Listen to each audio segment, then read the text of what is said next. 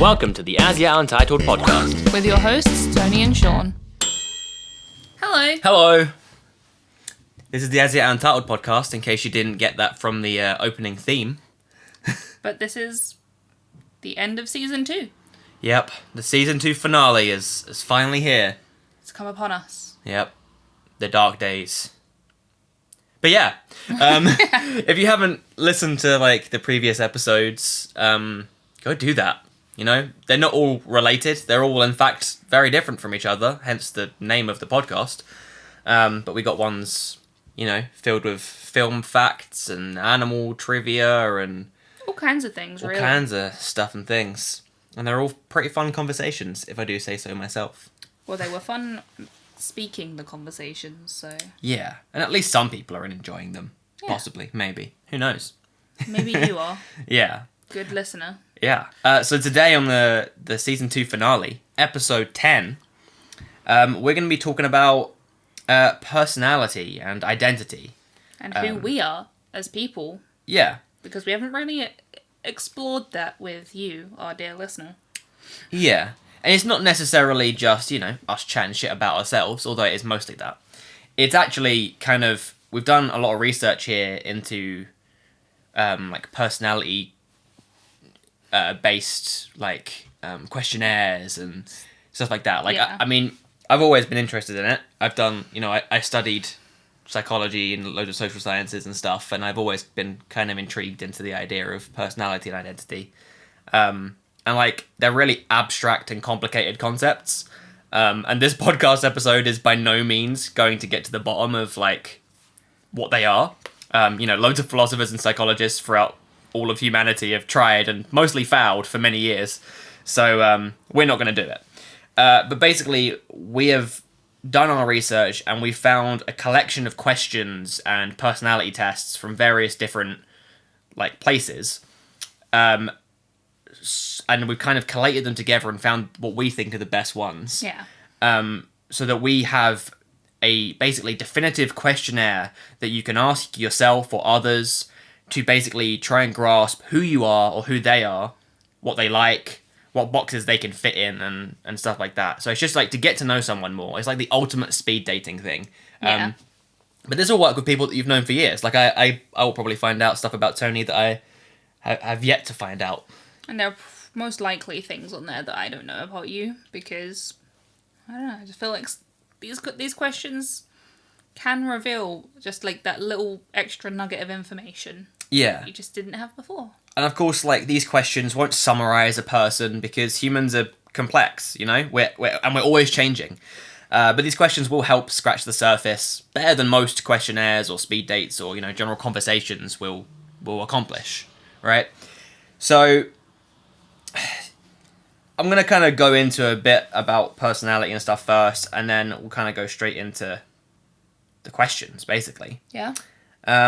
So first off, I just want to say, Yes. we are the universe in a self-aware state. Yes, we are. Right? We're a blob of stuff that can experience itself and the rest of the universe. And like part of the human experience is becoming a unique part of the human community. And that kind of means taking our experiences and genetics and various things and forming a unique personality and identity, which allows us to categorize and familiarize ourselves with others, right? Puts us into kind of perspective. It allows us to kind of explain who we are, what we do and such to other people, and it allows us to find friends and communities, right? Yeah. So I basically we have put these questions together to hope that we can help us get to know ourselves, each other, and hopefully you can use these questions on yourself. You can answer along with us, on your family and friends, or even new partners to get to know them. Yeah. So yeah. I just want to say something before this, because you said it's us getting to know each other and ourselves. Yeah. If I've learned anything about myself, is that I have no idea what's going on at any point ever. Okay.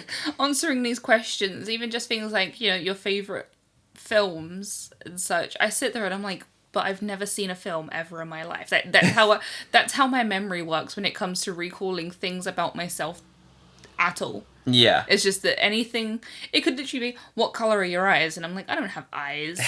Exactly. This is a great exercise in kind of getting to know who the hell you are yourself, you know? Yeah. Like, I had to think about a few of these questions, you know, for quite a while to actually figure it out. Some of them made me really, like, a big problem I have, I know, like, with my own personality would be imposter syndrome. It is the biggest part of what I feel like is my personality. I would say to someone, this is my favourite thing, but I'd be like, but it's not.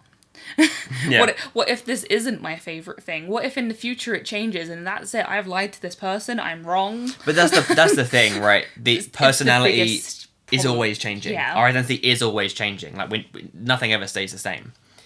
But yeah, that's just something I've definitely become very aware of while doing this, is that I struggle with that.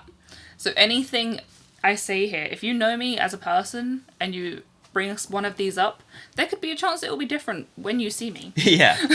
And that's a lot of the problems with a lot of personality tests that are out there. Like, it depends on your mood, the day it is, and all sorts as to what kind of results you'll get. Yeah. Yes, It's important to note. Some of these questions are going to be somewhat trivial and others more serious. So, because they're both important, they both make up, you know, Yeah. what your identity is. But before we get into it, make sure you subscribe on our YouTube or like our Facebook and follow us on Instagram, and, you know, generally follow us on, you know, social media and all of the different podcast sites, you know, Spotify, Apple Podcasts, all that stuff. We're the As Yet Untitled Podcast, in case we haven't told you that enough. AYUP. Yeah. If you're shortening it. But Yep. I doubt you'll find us. Yeah, and as well, you can... I would love to hear from you guys. Tag us or message us. You can use the hashtag AYUP, AYUP, or hashtag As Yet Untitled Podcast.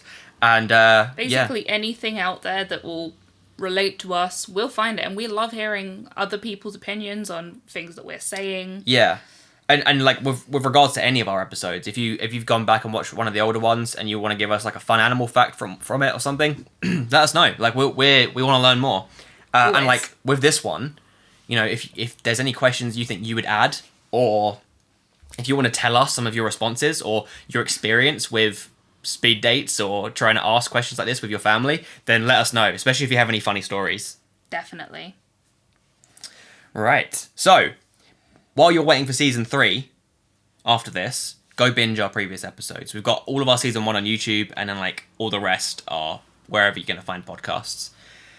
Right, now get ready to learn all you need to know about your faithful, can't speak English today, faithful interweb podcast hosts. Yes. Okay. So we're going to go ask with each of the questions and then answer it together. Yeah. So, what's the first question? Nice and easy. What is your full name? Exactly. You need to be able to address And what's someone. your social security number? Alright, so what's your full name? Toni Ann Castle. Okay. Which bothers me. I only realised this about 2 years ago, that my first name and my second name and my middle name spell Anthony. You're right. If your name was Ann Toni Castle. My name would be Anthony. Wow. My name is not shortened for anything. Even more manly. Yeah, my name isn't shortened for anything, so it's just Toni, which is often the shortened version of Anthony. So I was quite bothered about that when I finally realised, but you know, I'll deal with it. What's your full name? I don't know. No, it's Shaun Michael Connor Ludlow. No double barrels, no hyphens or anything. I've just got 2 middle names because apparently my mum couldn't decide, and so she gave me a bunch of boring names. So yeah, Shaun Michael Connor Ludlow. Yeah. Nice. So yeah, have you ever had any nicknames?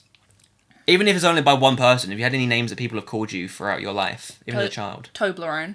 Toblerone, okay. I had a friend in secondary school. She would call me Toblerone.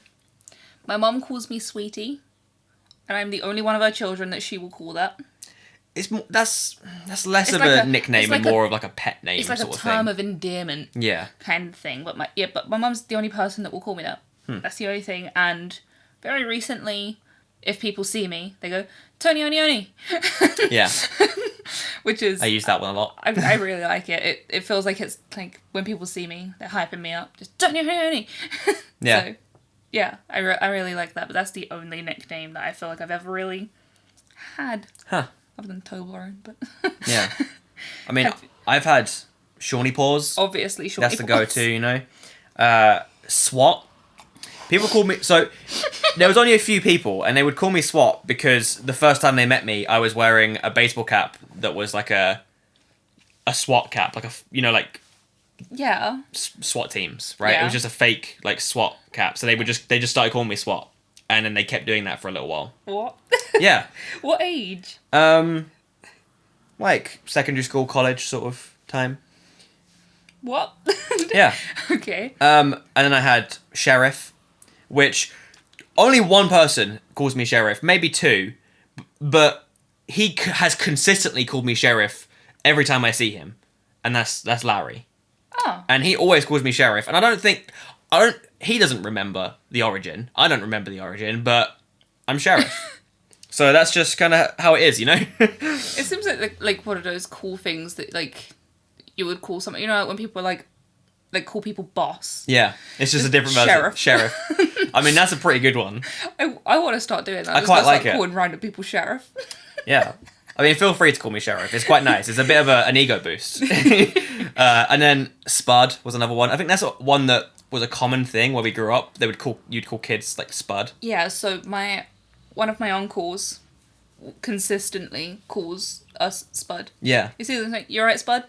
Yeah, I got called that a lot by like my dad or just like general men when I was a kid. Yeah.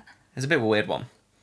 And then the only other one is Shawnee Face, which is again a term of endearment, but it sounds like an insult. You've got a very Shawnee face. Yeah, you're such a Shawnee face. But I mean, in general, people just call me Shaun. Let's be real. I feel like it is the most common of Shaun and Shawnee Paws. Yeah. And then, oh no, your mum calls you one. What? Shawnee Woo Woo. Every now and then, yeah. But I think she does that with any name. I think that's not a nickname for me. It's just she will do it with anyone that she thinks it will annoy. Yeah. That's a good point. Yeah. But it just, yeah. Alright, so should we go into our first personality test? Yes. Alright, so there's a bunch of personality tests out there. And we've got a few here, but this first one is quite a famous one. And that's the Myers-Briggs personality test. Yeah, this one, I remember when it just, like, started to really, like, blow up a couple years ago. Like, everyone was just... Like, there was a lot of, like, pseudoscience, like, media posts about it and stuff like that. Yeah. So, with this test, lots of psychologists have used it, but it doesn't necessarily mean that it actually means anything. Okay, there's been a lot more improved tests, and some of them that we'll go into, but this seems to be like the most widely used for average people on the internet. Yeah. So we're gonna do it. It essentially tests how extroverted or introverted you are, and also whether you trust your senses or your intuition more. Also, whether you judge or perceive more, and if you think or feel more. Right. So they're like There's a bunch also, of verses. If you're assertive or... It says turbulent. I'm assuming that means like you are more likely to go along with what someone else is doing rather than... Well, a few different tests will have a few different variations of those. Yeah, I've just got it. Like... Yeah, but they're in general. It's basically just a bunch of versus things. Yeah. And like these were originally traits that were picked up by the legendary psychologist Carl Jung. And Myers and Briggs, the guys who made this, thought that they were necessary to test personality, so they used those traits. Yeah. These personality tests aren't particularly reliable, and they do tend to change depending on your mood or the time in your life, so they aren't too valid or reliable. So, like, take any of your results with a pinch of salt. But, despite that, every single time I have ever done one of these tests, I always get INTJ. Right. And that's regularly called the architect. So yeah. INTJT, which is the architect. So I'll just talk about my results a little bit. There's got quite a lot to go through here, but I'll try and be as brief as possible, and you can tell me about yours. So, for a start, I'll go through my percentages, right? So on my extroversion, introversion thing, I'm 84% introverted. So what are you with your one? With my amount tell me what your code is. So how introverted I am. Mm-hmm. That is actually so going by my code, because we have to. So this is the problem that I wanted to bring up when talking about mine. Mm-hmm. I did the test twice because I felt like it didn't give me the right results the first time, because it didn't. As I was reading through the information, it didn't feel like it was me. So the first time I got it was called the Campaigner, which is ENFPA or ENFPT. So the only thing that we have in common there is the N. Yeah. But then I did it again and it went INFPT. Okay. Which is one that I have had before, which is called the Mediator. So it's just that's a perfect example of how it changes depending on how you feel when you're answering the questions and stuff like that. Whereas mine seems to be the same all the time. Don't know what that means about me. You're consistent. Yeah. So my extroversion was 84%. What were you at? Well, that's your introversion. Yeah, sorry, that's what I meant. Did I say extroversion? Yes, you did. Oh, well, it's the exact opposite. So this is why my first letter came up different on the code, because I'm 58% introverted. Oh, okay. So I'm very close to the border of being extroverted. So you're pretty 50-50. Yeah. So when it comes to talking about certain things, I would always consider myself to be an extroverted introvert. Mm. So I like to keep to myself, but I also can thrive around being around people that I like being around. Yeah.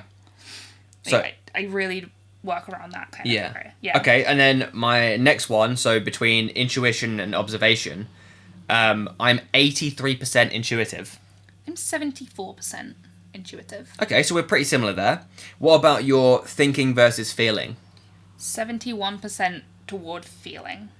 Wow, I'm the exact opposite. I'm 72% towards thinking. So maybe this works. We've got the exact opposites. You have the feeling, I have the thinking. Yeah. All right, what about judging versus prospecting? Are we the left and the right side of a brain? Maybe. So tactics, judging versus prospecting. So 58% toward prospecting. Again, I'm 68% on judging. Yeah. And then what about identity? So your assertiveness versus your turbulence. See, I'm kind of ashamed of this because it does make me feel like a pushover. Because I'm at 81% turbulent. Okay. Well, I'm pretty 50-50 here. I'm 57% turbulent. Yeah. Okay, so I'll talk about my type a little bit and you can talk about yours. So, according to my test results, I was an INTJ. It's one of the rarest types, and it's also one of the most capable, rational, quick-witted ones that there are, right? They struggle to find others who can keep up with the non-stop analysis or everything around them, right? Which kind of this works with me, I guess. So according to this, and I agree with it, I have a thirst for knowledge, believing I can achieve most goals through willpower and intelligence. Also pretty cynical about human nature. I derive most of my self-esteem from my knowledge and mental acuity, and I'm confident in my ability to teach myself and master any topic that interests me. I can be single-minded and impatient when it comes to frivolity, gossip, and distractions. This definitely fits. Yeah. And INTJ are also known for their sharp wit and sarcastic humour. I'm sarcastic all the time. So this still fits. Architects also question everything and do not trust the status quo. We're skeptical and aren't afraid to disappoint or break the rules. In fact, often we enjoy it. Again, this tracks from what I've been like throughout my life. Yeah. This personality type also is independent and tend to be lone wolves, acting without others' input, and often don't take others into consideration when striving for a goal. That's true, I guess. Yeah. Architects aren't known for being warm and fuzzy and being polite. As they tend to prioritize rationality and success, they would rather be right than popular. Again. Very true. Very true. Because architects value truth and depth, many common social practices, from small talk to white lies, may seem pointless or downright stupid to them. As a result, they may inadvertently come across as rude or even offensive when they're only trying to be honest. At times, architects may wonder if dealing with other people is even worth the frustration. But like any personality type, architects do crave social interaction. They just prefer to surround themselves with people who share their values and priorities.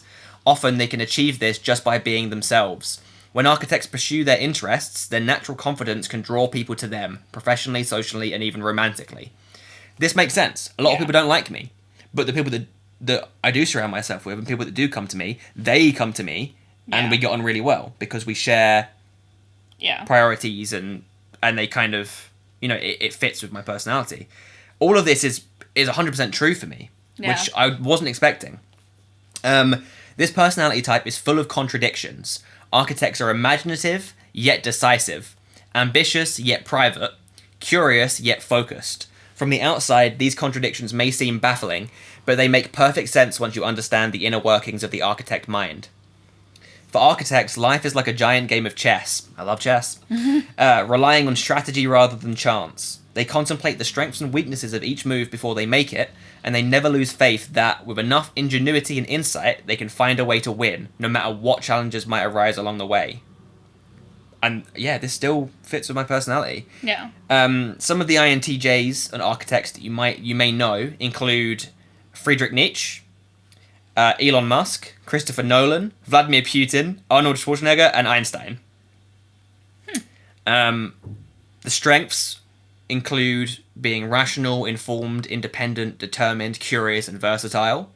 And the weaknesses include being arrogant, dismissive of emotions, overly critical, combative, and romantically clueless.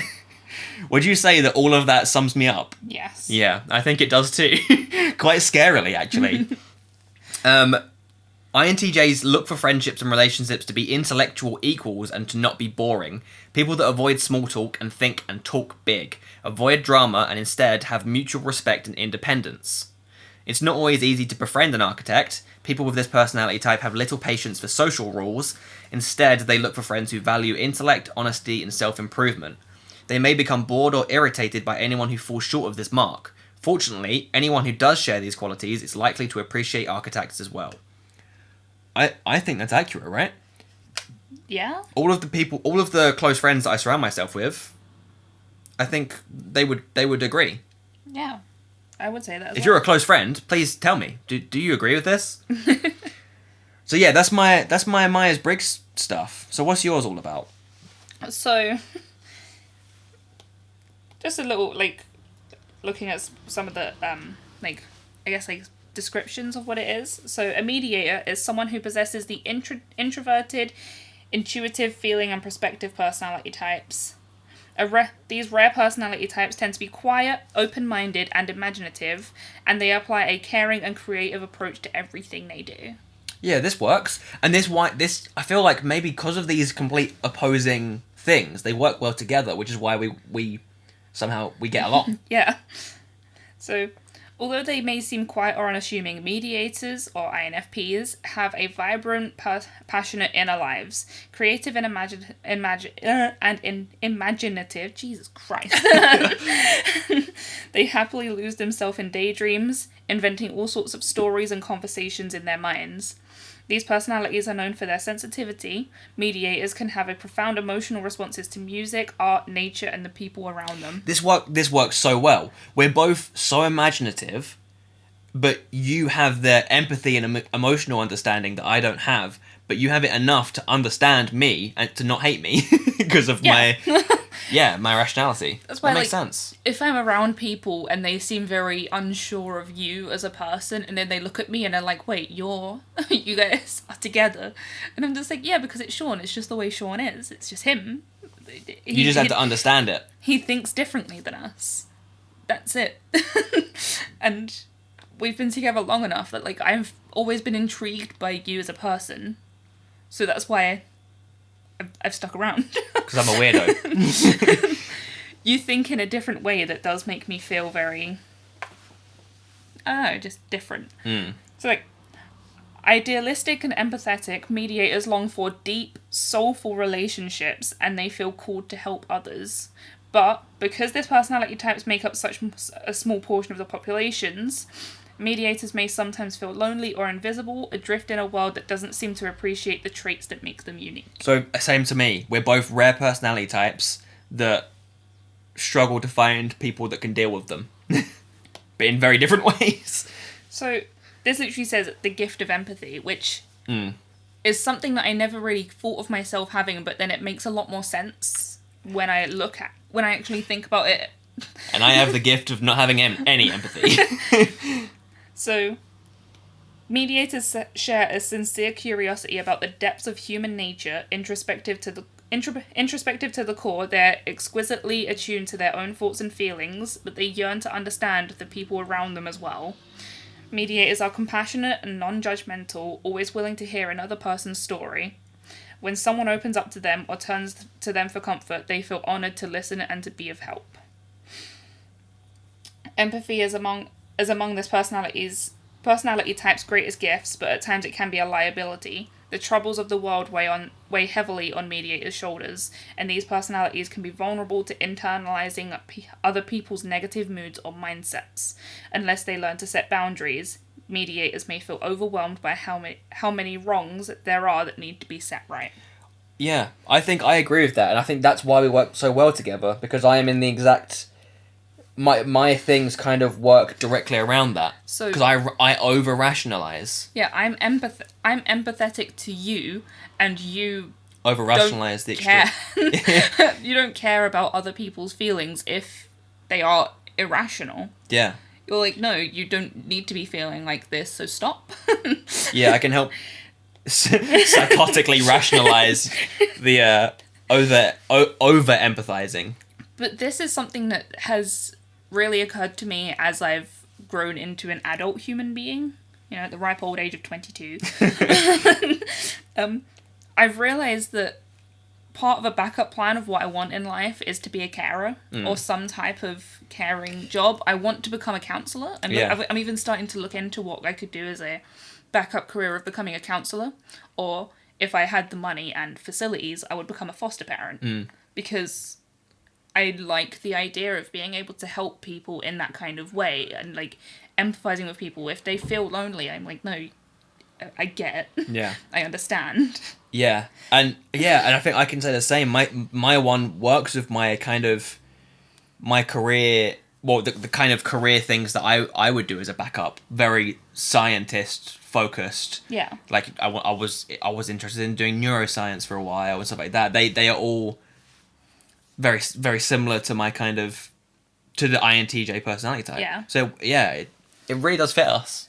So, some other mediators you might know. Mm-hmm. J.R.R. Tolkien. Tolkien. Yeah. William Shakespeare. Bjork. Yep. So, lots of musicians and actors. Tom Hiddleston. Johnny Depp. And then other characters that are... I ignored the characters because they're just, like... guesses. Frodo Baggins, of course, because he was written by Tolkien. Just try to see if there's any other ones. So, hang on. So, we work perfectly on a complete polarizing, like, Myers-Briggs type. Yeah.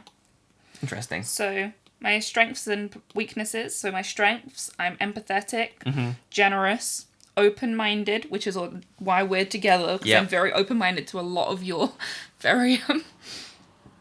unique sensibilities. Yeah, questionable thoughts. Creative, same, passionate, and idealistic. See, they're very similar. With like slight... But with the twist. Mine is the robotic equivalent of those things. And my weaknesses, unrealistic. I like that. Self-isolating. Unfocused. Emotionally vulnerable. Desperate to please. And self-critical. Which makes a lot of sense when I think about who I am as a person. And when it looks at like... The test looks at how your relationships work. And it does make sense that I'm a hopeless romantic. I like the unrealistic view of the world and the relationships you can have with people. And that's why I'm a big fan of sappy romantic films. And I'm the exact opposite. I just like the hyper-realisticness about it. But yeah. That makes sense. All right. That's my personality type. For Myers-Briggs, anyway. Yeah, for the Myers-Briggs. Yeah, so, okay, so that's the Myers-Briggs one. And when we go into some questions later about, like, you know, our views and common interests and stuff like that, I feel like they will reflect that quite well as well. Yeah. So let's go on to do the next personality test, which is actually... It's not really bigger. a test. It's bigger and better. No, it is. It's the Big Five personality test. Right. So the Big Five personality test has been found to be more reliable than the Myers-Briggs test, and it's the one that's mostly used now. So it tests your openness to new experiences, your conscientiousness, your extroversion levels, agreeableness, your neuroticism, and instead of it being black and white, it rates you on a spectrum for each of those traits. Right. Whereas a lot of the Myers-Briggs ones tend to be a bit more black and white. So the Big Five personality traits are the best accepted and most commonly used model of personality in academic psychology. If you take a college course in personal psychology or personality psychology or whatever, this is what you're going to learn about. You're going to learn about the Big Five, and it comes from the statistical study of responses to personality items. So, using a technique called factor analysis, researchers can look at the responses of people. I can't speak English. They can look at the statistical analysis of responses that hundreds of people make of personality items when asked questions like, what is the best way to summarize an individual? This has been done with many samples from all over the world, and the general result is that while there seems to be unlimited personality variables, 5 stand out from the pack in terms of explaining a lot of persons' answers to questions about their personality. And their extroversion, neuroticism, agreeableness, conscientiousness, and openness to experience. So that's where the Big Five came from. Yes. It's not one thing, it's a bunch of things put together, and they realize, okay, these are the main ones that kind of test your personality. So there's a bunch of different tests out there, but the test we've done uses the Big Five factor markers from the International Personality Item Pool, developed by Goldberg in 1992. So I learned that I am way more introverted than extroverted, which lines up with my Myers-Briggs one. I am more stable than neurotic, which I guess it lines up. I'm not agreeable, and I'm very critical and aggressive. Understandable. That lines up with the Myers-Briggs. I'm really high scoring in conscientiousness, so I'm careful and diligent. Yeah. I score very high on intellect and imagination, and also openness to new experience, which I guess also tracks with the Myers-Briggs one.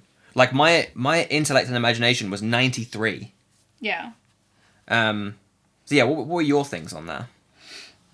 So, this one I found really, not as easy to read the chart. But my extroversion, the score was 37%. Mine was 33. So I guess, that does make a bit It means of sense, we're more introverted. Yeah, that tracks. My emotional stability is 10. Okay, so you're neurotic as fuck. Mine was 34. Yeah, mine is neuroticism and negative emotionality. But yeah, I'm not very emotional stable. I've known this for my entire life. My agreeableness is at 67. That's good, because mine is at 2. 2? Yep, 2. That's ridiculous. Yes. My conscientiousness. Yep. Is at 5. 5. Wow. Mine is at 80. So So you're not conscientious at all. You're not careful. You're not diligent. Low scorers are impulsive and disorganized. Yeah, and I'm the exact opposite. Which I am very disorganized. I'm disorganized in a way that makes sense to me. And I'm so hyper organized that I organize you myself. Yeah.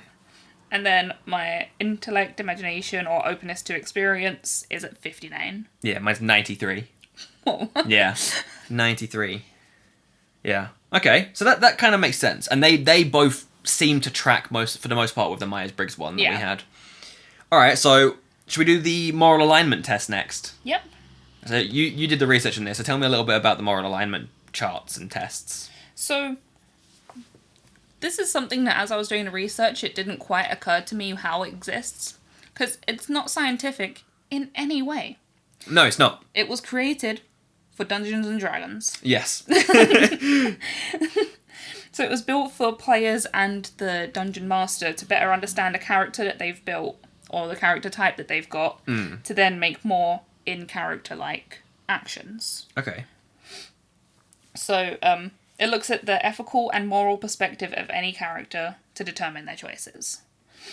The guidelines are lawful versus chaotic, and then the good versus evil, along with neutral in both areas, making the 9-square grid. Yeah, and there's like a million memes and all kinds. It can be applied to almost anything. There are so many memes where it's literally down to like how you close the bread bag. Yeah, and like that's why we figured we should do this, because it's universally known, and it does actually kind of.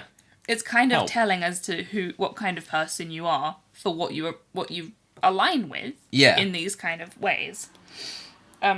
So lawful implies honor and respect for society's rules. Mm-hmm. Chaotic implies rebelliousness and individualism, and neutral seeking a balance between the extremes. And then obviously good versus evil is very clear cut. very Yeah. self-explanatory. So it doesn't mean anything as a personality test other than to get a better understanding of your outlook on life. Yeah. And they are subject to change, but within the game of Dungeons and Dragons, it can be up to your dungeon master to if you are acting out of line and if they will let you do the action that you are saying you will do. Yeah, but in general, it's kind of more you can choose these things based on to see your world out view, and you can so you can tell people what your kind of world out view is based on those alignment charts. Yeah. The problem is I couldn't find a way to say like what your moral alignment says about you other than like.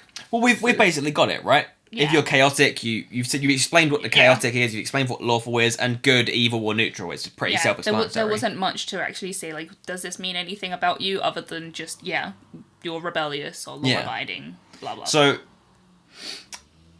what are you? I usually fall along. So because there's like the 9-square grid. Mm-hmm. I usually fall along some type of the good line. So it goes between lawful.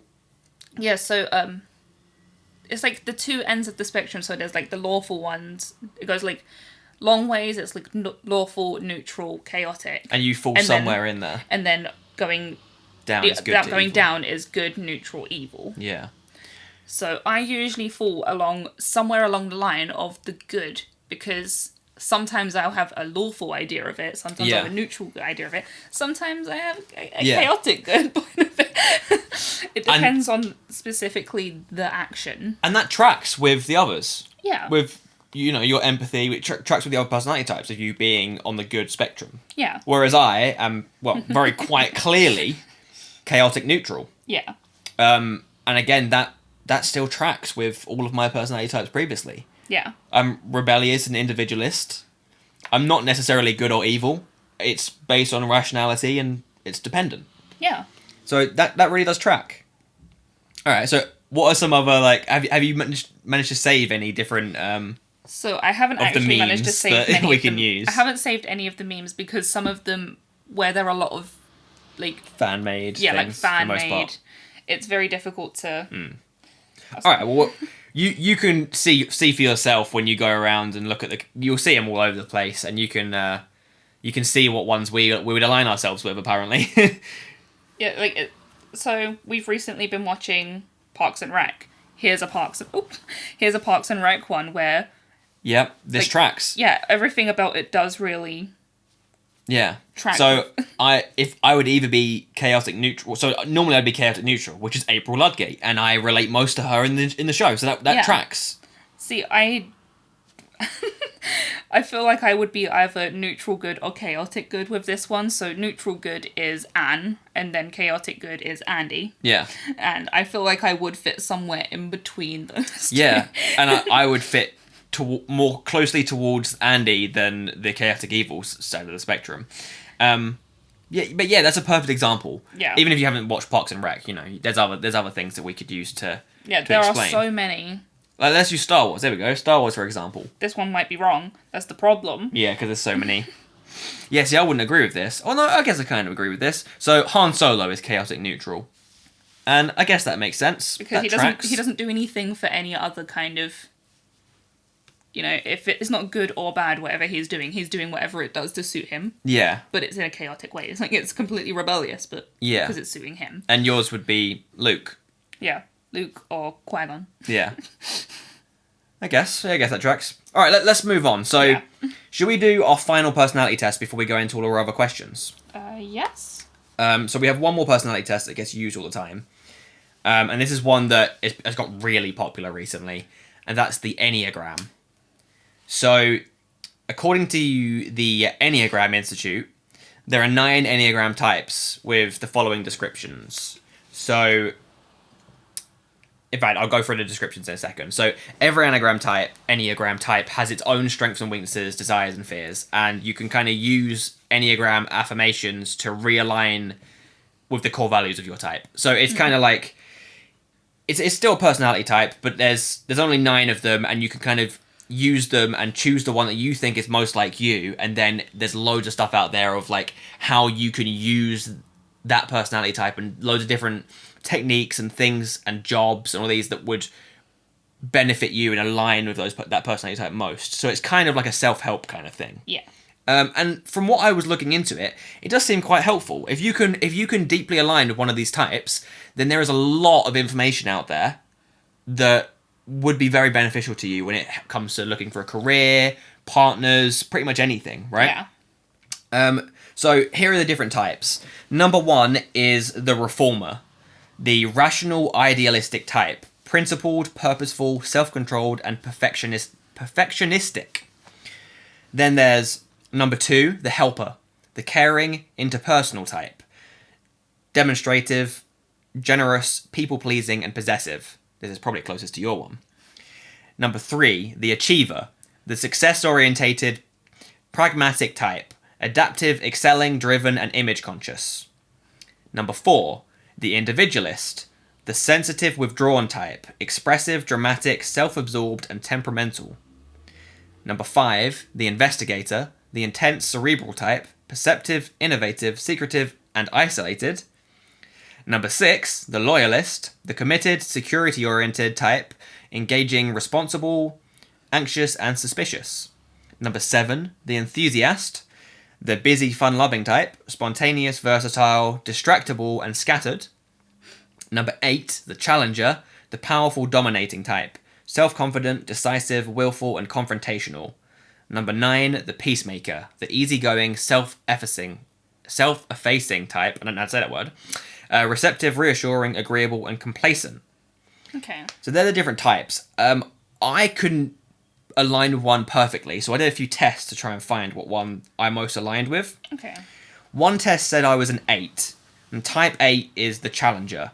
So that's the one that's self-confident, strong and assertive, protective, resourceful, straight-talking and decisive, but can also be egocentric and domineering. 8s feel they must control their environment, especially people, sometimes becoming confrontational and intimidating. 8s typically have problems with their tempers and with allowing themselves to be vulnerable. So that kind of tracks with me. And then with another one, I did another one which kind of gave you a ranking on each one. Yeah. And 5 and 8 were my biggest ones. Yes. So, because as you were saying those, I was like, I could mostly see you as a 5, which is the investigator. Seek understanding and knowledge, more comfortable with data than people. Yeah. So I had an exact 98% match with both 5 and 8. So 98% with 5 and 8, and then all of the others were less than that by a fairly significant amount. Although, 4 and 6 was 77% and 70% respective, but 5 and 8 are by far my biggest ones. So that's the challenger and the investigator. Yeah. Which makes sense. That also definitely tracks with my Myers-Briggs and my big 5. So what about you with that one? So with the one that gives you, because we did the same test. Yeah. With the one that gives you the pie chart, so it gave me the helper. So, and empathetic, sincere, warm-hearted, friendly, generous, self-sacrificing, but sentimental, flattering, and people-pleasing. Which tracks with your previous tests. Yep. So they are well-meaning and driven to be close to others, but can slip into doing things for others in order to be needed. Yep, that tracks with the previous ones. They typically have problems with possessiveness and acknowledging their own needs. Okay. But then with the other one that gives you the different matches, Yeah. the 98% match with the peacemaker, keeping a low profile and letting people around them set the agenda. Okay, so that one, there wasn't a clear overall. Like, you've had 9 on one, and then the other one you had 2. Yeah. Whereas I had 8 on both of them, but also equaled with 4 on the second one. Yeah, because then I have 2 that are the exact same. After that. Like, exact same percentage that come under that, which still isn't the 2. So I got the skeptic, so preoccupied with security, seeks safety, and like to be prepared for problems, which does track with me when I'm having an anxiety spike. Yeah, but it doesn't track all the time. No. So what about 7? And then the enthusiast, they want to have as much fun and adventure as possible and are easily bored. So yeah, that's a perfect example of how they don't always line up. Yeah. We happen to be lining up quite a lot here with our tests, but they don't always. Sometimes they are almost polar opposites, depending on the test. And if we did this in a year's time, they might be completely different. Bless you. Oh, I don't know where that came from. All right, so they're the personality type tests. Yeah. So we've done those, and now we've got like a bunch of questions Yes. that you would probably get. And we got these from a bunch of different resources. There's ones that are like tested, like there's the questions that you are meant to ask someone and you fall in love, which is for the most part complete bullshit. That's been proven wrong many times. But we got some questions from there. We looked at a bunch of different like personality questionnaires and stuff, and we chose the ones that we thought were the best, basically, to just cut out on all of the nonsense. Yeah. Let's go straight into it then, shall we?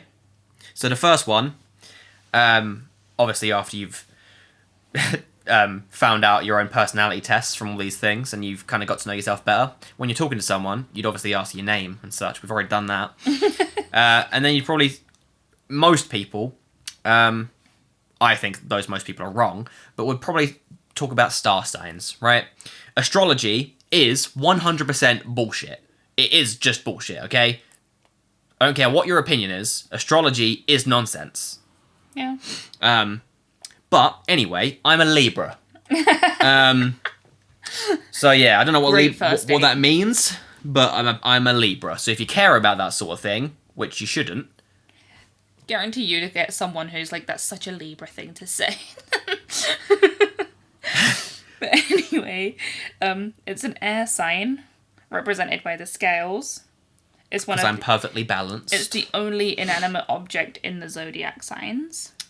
Okay. So all the rest of them are beings, but this is the only inanimate object.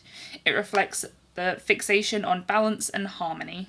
They're obsessed with symmetry and strive to create equilibrium in all areas of life. I mean, yes, this happens to be true, but that doesn't mean shit because it's vague as all hell. Yeah. What's your star sign? I'm a Sagittarius. Sagittarius. That's such a Sagittarius thing to say. So what does that mean? Oh my god, I can't type. Quick, Google, quicker. So it's a mutable sign. Okay. It's associated with adaptability and flexibility.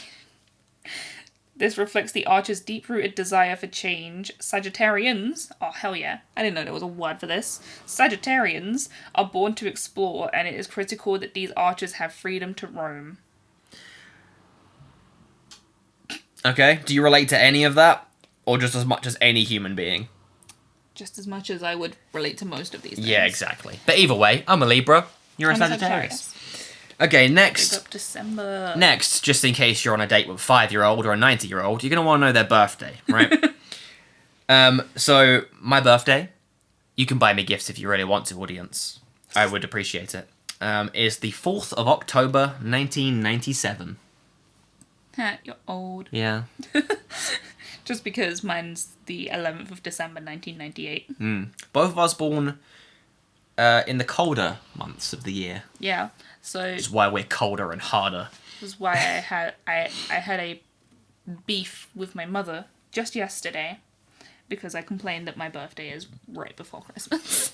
Yeah, mine's before Halloween, so I'm fine. Mine's great. Everyone else Mine's gets in to the party celebrate zone. like their birthday whenever, like, you know, it's their birthday. That's the thing that's happening. My birthday is right around when, like, oh, but Christmas is coming, so we're gonna celebrate Christmas. We're gonna go out for a Christmas party, and I'm like, no, we're going out for my birthday. See, I get to do a birthday, and then less than a month later, go Halloween parties and have sweets and stuff. Yeah. It's a great time. All right, siblings. You got any? Of course you do. Yes. I know your siblings. I've met all of them. I have 3 siblings, all of them older, so I am the youngest. Which is very telling of your personality. I have 2 brothers and 1 sister. All of them older than you. Yes, we've now found a way to say that 3 different ways. Me, not really. I have a half sister, but I'm not close with her. So yeah, I basically grew up as an only child, which again, very telling of my personality. Which it really is. It does. Yeah. It does really tell a lot about you if you've grown up having to deal with older siblings or being an almost co-parent to younger siblings or being a middle child or just having none. And, you know, because the fact that I can't empathize and I'm very rational and more intellectual and all that stuff and more robotic comes probably from the fact that I haven't had to be forced into those scenarios from growing up because I didn't have any older or younger siblings around me. Yeah. And I was talking about this with my mum because she is engaged with someone else who already has his own children. So, including 5 more siblings, Jeez. I'm still the youngest. Wow. Only by like a couple months, but I'm still the youngest. But you grew up. Which is like, yeah, I grew up with it just being the 4 of us. Yeah. And then I've not really spent much time with who are now my step siblings, but Yeah. they exist. I have them, and I might also have other step siblings. I don't know. My family is quite broken. Well, the house I grew up in was just me and my mum, and I went to see my dad. So I grew up as an only child, even though I have a half sister. Yeah, see, who's younger than me. I grew up with just like the 4 of us, but we'd also spend a lot more time around my cousins and such. So when putting that into account, I'm not the youngest because I spent a lot of time around my cousins. Yeah. Well, I spent a decent amount of time around my cousins on my dad's side of the family, of which I was still like one of the oldest. Yeah. But on my mum's side of the family, I was the youngest member of the family until like 2 years ago. Yeah. So, yeah, I've always kind of been closer to the adults in my life than any kind of kids. Yeah. All right, so on the subject of kids, for something you know will find out from people, you got any kids? If you have kids, I'd be very surprised. Could you imagine if I did? We met when I was 17. Well, in case you're wondering, no, we do not have kids. We have pets. All right, so eye color. Brown. Brown. Mine is also brown, but it used to be a lot more green than brown, but it seems to be getting more brown. So, I had this thought like a few years ago because I was looking at my eyes and I was like, one of my eyes looks like it's a slightly different shade than the other. And then it occurred to me, what if one of my eyes just isn't quite perceiving the colour right? But Well, both your eyes are looking at it. yeah, but it's still just like it's very confusing. But Okay. one of my eyes looks slightly green, but for the most part, my eyes are just brown. You take over reading these questions for a little bit. Hey, do you speak any languages? Nope, none. I only speak English, and I guess the language of music, if that counts. If someone said that to me on a first date, I think I'd leave. So yeah, just English. What about you? Yeah, just English. Yeah. I did manage to pass like my French exam, Yeah, I but didn't do any of that. yeah. I'd like to speak other languages, but it's just a lot of work, really. I can do some basic sign language. I can say pink, which is just like your little pinky by your mouth, and it's pink. And hello, and thank you, and sandwich. But yeah. Anyway, what is your job / your career? I'm a drum tutor. I play drums. I hit things for a living. I work in retail, Oh, fun. but I am also a photographer. Photographist. Technically, I'm finishing my final year of uni now. Which leads nicely onto our next one. What's your highest academic achievement? See, my highest academic achievement, that would be great if I had passed uni, because then I'd say, hey, I have my uni one. Because right now, technically, I haven't even finished college. Yeah. But in like a few months' time, you will have a Bachelor of Arts. Yeah, So- I will. So I have that, but yeah. And Other than that, nothing. And what is yours? I mean, mine is, yeah, it's also my degree. I've got a Bachelor of Arts music degree. So basically nothing. Yeah. Okay, well, what are your greatest abilities? So I didn't really know what to put here. Levitation! I didn't really know what to put here because I don't know what would be considered a great ability. I used to be able to whistle through my gap in my tooth, but then I had braces, so Well, that's that's gone. gone. So other than that, I don't really have many abilities. Well, right, you're a photographer. Yes, so you've I got have, some photography yeah, abilities. I have photography abilities. So What like, I else? can use Photoshop, I can edit, I can draw. Okay. You're empathetic. Yeah, I guess. But these are just things that I don't really consider like abilities. I want to know if you can do some weird kind of thing with your body. That's what I imagine. Well, that's not necessarily it, because it's also your mind and other things. Just what great abilities do you have? I have that ability where if I know a song, I will know what song, like, I will recognize it within the first, 5 seconds of it playing. Yeah, okay. But, yeah, that's about it. Wow, okay. I mean, mine What's would the obvious drumming. Yeah. I like to consider my drumming pretty good. I'm a pretty good teacher. Yeah. Like, I mean, all my students seem to think so. We'll come back. Yeah, they pay me. I'm also really creative. My imagination's pretty good. So I think, yeah, drumming, teaching, and creativity / imagination, probably my greatest abilities. I used to be a decent climber, but I don't think I'd be very good at that now. I used to be able to shake my eyes, but then I realised that probably could be bad for my vision. That's not really an ability. What? Have you ever seen me do it? That's still not... It's an ability. Sure. I mean, I can... I'll flex it. I can raise one of my eyebrows real good. Oh. Is that an ability? Do you drive? No. I started learning. I got 100% in my theory exam. 100% on my first time doing my theory exam. No need to brag. But I did that, and then COVID happened. Yeah. So I have yet to return to doing lessons so that I can do the driving things. I don't drive, and I feel like that goes very well with my personality. Okay. Do you have any tattoos and or piercings? Yes. I mean, I know this, but they don't. Yeah. I've got one tattoo currently, waiting for Many more. a few people to be for their books to be open, so I can get some more. But I've got one tattoo, and it's the Avatar 4 Elements, my wrist. Waiting for some big ones so I can get my sleeve done. Yep. And I've also got a stretched ear, which I've had since Forever. like early secondary school. Yeah. Yeah. What about you?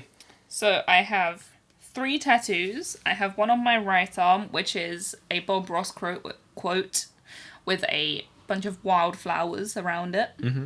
I have a small tattoo on my left arm that my friend did of a UFO that is often mistaken for A mushroom. A mushroom. And then on my left ear, I have a moon and some stars, like inside the ear. Yeah. And then piercing wise, I have, depends on technically 6 piercings, but it's 3 lobe piercings on each ear, and then one of them is stretched on each ear. Yeah. So both your ears are stretched. Yeah, both my ears are stretched, and then I have 2 additional just like lobe piercings. But Yeah. that's it. All on your ears. All on my ears. All your ears. I did used to have my septum The pierced. grossest piercing of all time. I hope that offended you, septum piercers.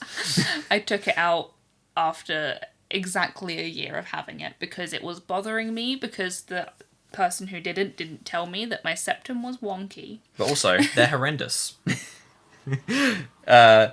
Okay, what's the next one? Are you in a relationship? Nah. Oh, wait, yeah. Apparently, I'm in a relationship. Yeah, we are in a relationship. Yeah, that's it. And what is your nationality, race, and gender? I am a white British male. So the most hated of all of those, and yet the most powerful. No, you could be a white French male. That's true. Those would be the most No, hated. I think the British are still most widely hated. Yeah, we've done a lot of bad stuff. I'm a white British female. Yeah. But if anyone thinks of me as any other gender, I don't really tend to correct it. I don't care. It's all just a random spectrum of nonsense. Just do whatever you want. If you want to be a filing cabinet, go ahead. So now we're going through to some kind of more interesting ranking systems and like yeah, our favourite things. These are more our interests now, not just us. Because our interests are what make your personality, right? Yeah. All right, let's go take it in turns here. What are your top 3 fast food types? Burgers, because you can't go wrong with a burger. Mm-hmm. Pizzas. Mm-hmm.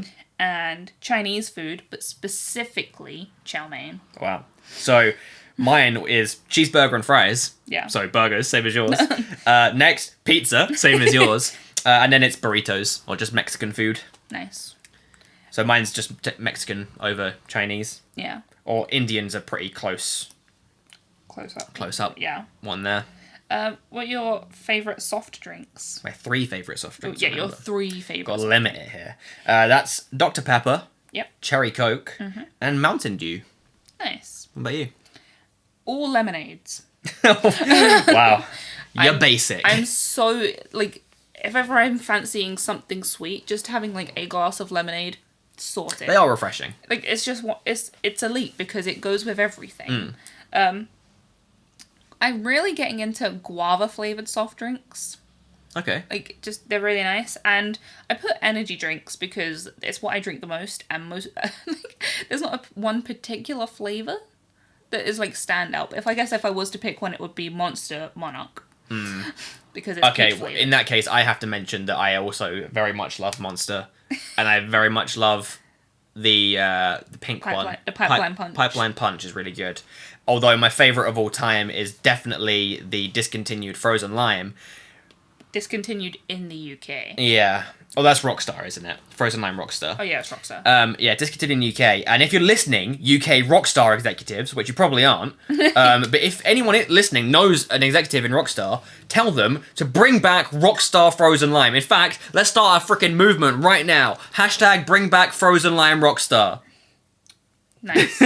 Anyway, let's carry on. Moving on. What are your top 3 favourite bakery or deli goods? What did you get from Greg's? Okay, well, not just Greg's. Because that's not what I'm considering here. I like a chocolate croissant. Okay. They're really good. I like the chocolate filling. You can get them from anywhere, pretty much. Baguettes. Well, okay. So, I wasn't thinking about bread here. Well, I was thinking when you go to the deli counter at Lidl. I guess. Yeah, you just blow my mind wide open now. Baguettes. And then cookies. Cookies are good no matter where you go, but specifically if I go to Greg's and you get the 4-pack of cookies, brilliant. The ones from Lidl, so brilliant. What about if we said just Greg's? What would you go? Just Greg's chicken bake cookie. And I guess like a sausage roll. So I was thinking on the Greg line of things, and I said a sausage roll, a chicken bake. So we're the same there, and then a Belgian bun. Although if we're talking anything, then yeah, fresh bread, man. Yeah, all kinds of fresh bread. baguette is almost unbeatable. Yeah. What are some foods that you think are gross? 3 foods that you think are gross. Just 3 foods I think are gross. Well, mushrooms. Mushrooms are gross. Yes. I don't want to be eating no fungus. And then here's an unpopular one: ham and bacon. I really just don't like the flavors of flam. The flavour of ham and bacon. And then most fish. Not a big fish fan. So that is something we wrote exactly the same down. Most fish. Yeah. I will be okay with a fish finger. Yeah. Or like some cod and chips from a fish chip shop. I wouldn't choose it, but like I've eaten it and I've quite enjoyed it. Does ketchup count? Yeah, sure. Ketchup is disgusting. I don't mind ketchup so much. And pepperoni, but specifically when it's cooked in that way that makes it go really oily. I love pepperoni. Because the oil just disagrees with my stomach. And Actually, it just ruins the this whole isn't thing. on our list, but let's ask it anyway. 3 favourite meats. Favourite meats. Yeah. Chicken. Okay, solid. I agree. Cooked in pretty much any way. Yeah, Chicken. chicken is universally great. Yeah. They were designed to be eaten. Sorry, vegans. I quite like bacon, but like when it's like dry bacon, it's really nice. Okay, well that's on my hated list, so can't do that. It's like beef chunks. Beef is pretty good. It's like steak. Yeah. Yeah. What are yours? Well, chicken, yeah, it's got to be on the top. You know, fried chicken, roasted chicken. Grilled chicken. It's all good. And then, yeah, steak or beef burgers and stuff. Beef is pretty damn good. And then I guess, yeah, I think maybe pepperoni. Even though it's technically a pork product, it doesn't taste like ham or bacon. It tastes fucking good. Spiced meats are great. So yeah, I think that pepperoni will probably be up there. All right. Now we've gone from the food ones. Now we're going to go to a very common topic on this podcast, film and TV. Yep. So, what are your top 3 film universes? See, this is where I got confused. Well, not exactly confused, but I got, like, stuck. Because universes is such, like, a broad term, like, so... Yeah. Anyway, Star Wars, because it's brilliant. That's my number 1. The MCU, because I really like the way that they're interconnected, but also have their own stories. Yep. And then I included Harry Potter. Harry Potter, okay. Because, I don't know, it's because I have a lot of the nostalgia with the Harry Potter I don't franchise. particularly like Harry Potter personally that much. But, yeah, okay. So, Also yeah. because the other one, I feel like I know what you would have put for there. Yeah, so I have Star Wars, obviously. I had the View Askew universe, so Kevin Smith's Yep. View Askew universe, Jay and Silent Bob and whatnot. Love that. And then in joint third, because I couldn't decide, I had the MCU, which I'll let you have. And then the other one is the Ghibli universe. Oh, yeah. I love the Ghibli universe. I know there's technically a few separate ones, but yeah, Ghibli is brilliant. All right. Your top 3 TV show universes. Yes. So obviously, I know everyone knows what my number 1 is, because if you've listened to basically any podcast that we've done, this is on the list. In fact, I've mentioned it in this one already. Avatar. Yeah. Avatar is by far my top 1 TV show universe. Then I have My Hero Academia, Yep. which is phenomenal. And I couldn't really decide on the third one because there's loads of good ones. But I guess, off the top of my head, really, I quite like Kipo. Kipo in the Age of the Wonder Beasts. It's Yeah. quite a good universe that I wouldn't mind being in. So, I was thinking of it as, like, a TV show rather than, like, just the universes that I would like to be in. Kind of thing. Like, Okay. like from a further outward perspective. But, like, ones that I would like to be in, Futurama. I really like the idea of living in this very normal but futuristic world.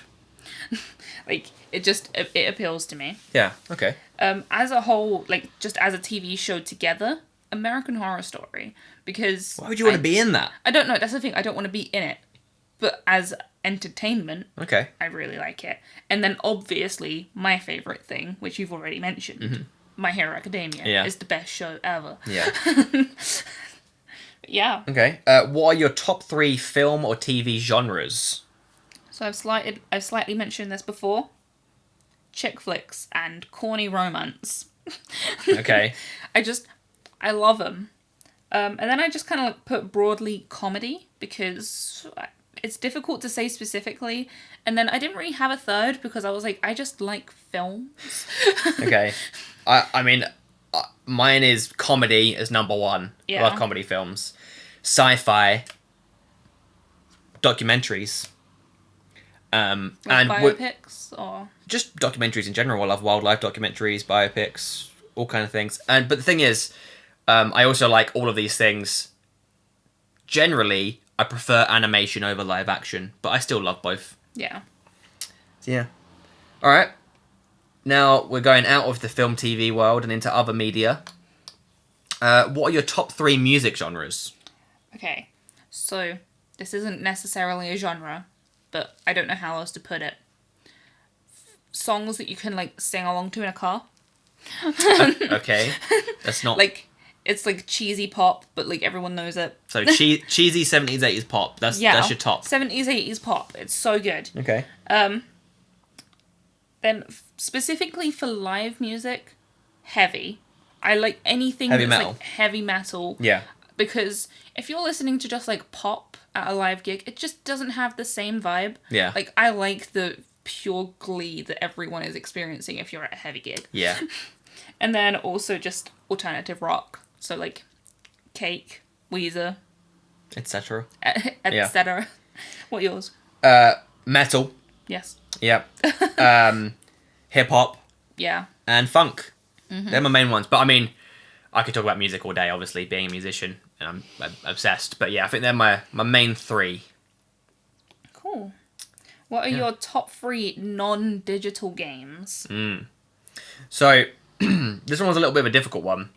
But I reckon chess. I love chess. Yeah. Tag. Just straight up tag. I've always loved playing tag. It's a fun game. Yeah. And it's really useful. And it's kind of a game that's played throughout all of the animal kingdom. Yeah. For predators especially. And then I struggled with a third one, but I reckon paintball. I've really enjoyed doing paintball. Or like go-karting. They're non-digital games, right? Yeah. Yeah. So let's go. I've only done them a few times, but I've really enjoyed them when I've done them. So, I went for Guess Who. Because there is some... So you're in board games here. Okay. Yeah. Okay. I was like, what kind of like board games do I play? And Guess Who is such a great game, especially if you can get like really vague with your questions. I would really like to make my own Guess Who with like various TV show and film characters. Yes. It'd be so fun. We should do it. We could make a My Hero Guess Who. Not just specific. You could have My Hero, Avatar, like all of our favourite things that other people that we know might like know as well. I'll get on it. Many different just normal playing card games. Oh yeah, card games are good. Like Fish. I didn't even think about card games. Fish, 9 card brag. Bullshit. Could have brought freaking Yu-Gi-Oh into this.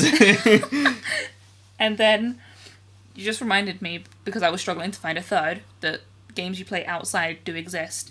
So I love a game of rounders. Okay. Alright. Your top 3 book series, and that can include comics. Yes. And they have to be series, not standalone books. Yeah, this is where I had a problem, because I haven't read a book since I was like 13. I read all the time. So I am an intellectual being. So I had to include Scott Pilgrim. I've read half of the first book so far, and I love it because it's everything that it advertises. Okay. The Umbrella Academy graphic novels, That's on my list as well. because they're really good. Yeah, they are. And Gerard Way is brilliant. like, yeah, the stories along them, like, they go really well. So I just thought that. Shame the TV show sucked. Yeah, like, it wasn't completely horrible, but it could have been better. And then I don't read any other series. You haven't put anything else. No. Wow. Wow. Okay. Well, What are yours? my one's Umbrella Academy. Umbrella Academy, obviously. All of the Harley Quinn comics. I have all of them. Yeah. Like all of them. They're all incredible. And then the Skullduggery Pleasant book series. It's like a teen book series or whatever, but Derek Landy is a phenomenal author, and the book series is just incredible. Yeah. So yeah, no, that's for me. Although I could keep going with more. The Hannibal Lecter series is really good. Darren Shan's Demonata series is really good. There's tons. Yeah. But I'll stop. What we got next? Question wise. Your top 3 video game series. Here we go. So no standalone games allowed here either. It has to be series. Yep. Okay, so first off, very very easily, Ratchet and Clank. Okay. I've not played all of them, but I played all of the ones that were available on PlayStation 2. And still to this day, I just wish they would remaster them Yeah. because they were incredible. And if any of the others are available on PS4, I definitely would get them because they're just incredible. Voice actors are great, the stories are great, everything about it is great. And then I couldn't really decide with a lot of these because of their series, but I think Guitar Hero kind of has to be on there. Okay. Because I love playing it at arcades. I played a few different versions. They're all basically the same, but it's really good. The others, so the third and final one, I struggle to decide. I really enjoy Kingdom Hearts, but I've only played 2 of them. Mm-hmm. I really enjoy Tony Hawk's, like the Underground series and that. Yeah. But again, I've only played a few of them. I really enjoy Need for Speed and a few of those ones, especially the early ones, but I've only played a few. And I also really enjoy Spyro, but again, I've only played the first 3, I believe. It's difficult to decide, really, with those ones. Yeah. But I know for definite, those are ones I really enjoy. But Ratchet and Clank is easily the top of the series, not of the standalone games. There's some standalone games that will probably be higher on my list, but of the series. So, what you want to ask? You gotta give me your answer. What are your favourite game series? Sorry, got a bit lost there. Borderlands. I only played it when it came free with the PlayStation Plus games, with the Handsome Collection. But I really enjoyed. Is the pre-sequel? Is it like? Cause that's what it was called, like the pre-sequel. So it's like between 1 and 2. The pre-sequel is in space. Yeah. I didn't really enjoy that one. I think it's set between 1 and 2, which I enjoyed it, and then I also I really enjoy playing Borderlands 2. Yeah. Especially when you get all the DLC and stuff like that. Which we still haven't gone for all of it. No. So much. So I'm ashamed of this one. I do really enjoy Call of Duty. Ugh. Ugh. It's such an easy game to just put on and play. Yeah, I'll give you that. It is. And then Lego Star Wars. Oh yeah, I cannot wait for them to finally release the.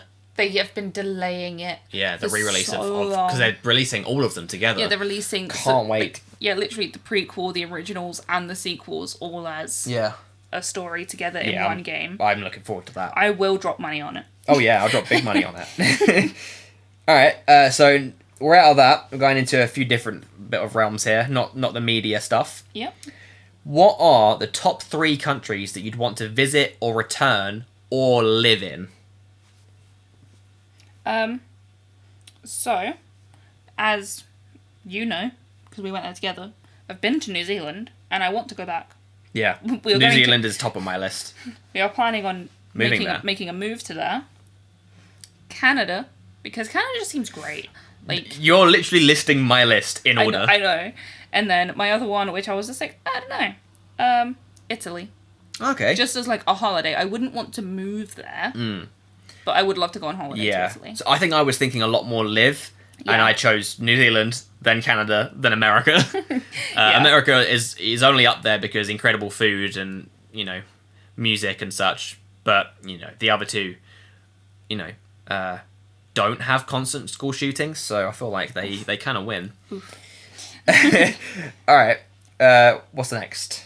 What are 3 superpowers you have always wanted? Oh, we have discussed this at length many a time. Yes. Regeneration. Okay. So I can just heal at any point. Teleportation, so I can go literally anywhere I want at any given point. Telekinesis, so I can literally move anything at will. Yeah. And or super intelligence. Okay. Nice. That'll do me. I, personally, would like flight. It really seems like it would be good. Yeah. Well, I could use my teleportation or telekinesis in order to achieve flight. True. But then there's I don't know, the mental capacity that would also take for you. But yeah, anyway, I would like to be able to fly. Whether or not this comes with wings, I don't mind. Because it comes along to my second one, shape-shifting. I would like to be anything I want to at that time. Yep. It seems brilliant. And then just a really selfish one of being able to pay for anything I want when I want it. Yeah. I don't know if that counts as a superpower. No, I think it kind of does. Yeah, sure.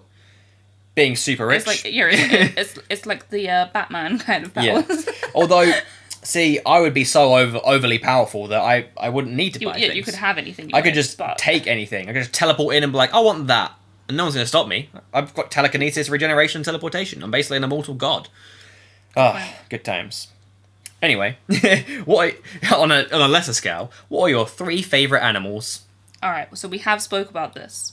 It's difficult to narrow it down. This was on our animal. Yeah, we had what are the best animals, and it's Yeah. pretty much our favourite animals. But anyway, my number 1, capybaras. They just look so happy World's largest all the rodent. time. Yeah, the world's largest rodent.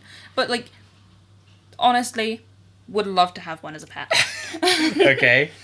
All cats. So I'm talking, like, from your tinies to your extremely large. Your tinies to your largies. And seals. Seals. Seals. Okay. Mine are otters, Nice. wolves, Okay. and orangutans. Orangutans are nice. Yeah. They're probably my 3 favourite. And speaking of animals, what are 3 pets that you want to have? I would very much like a big dog. Yes. A big scruffy dog. Yes. I would like rats, Okay. because I really enjoy rats. Okay. And I would like a gecko. Okay. Okay. I'm not talking like out of this world pets here. I'm talking about pets, realistic pets. Oh, yeah, yeah. That's what I was also going for with Yeah. this. So I agree. I want a very large dog, like those kind of ones that are bigger than you, and then they still try and lay on you, and you're just like, well, this is how I die. And then I also want a very large cat, specifically a Maine Coon cat. Okay. And I put snakes. I really like the idea of What? having a snake. Oh, snakes. I thought you said stinks. And I was like, I what? want a snake. You want a stinks? Which, having snakes would very much go against your having rats. Yes. Yes. That wouldn't work. But I would like to have snakes. I nearly got to have snakes before. Well, a gecko is basically a snake. Yeah, without the animals that you have to feed them. And without the will attack you and hurt you and scary snake. Geckos bite.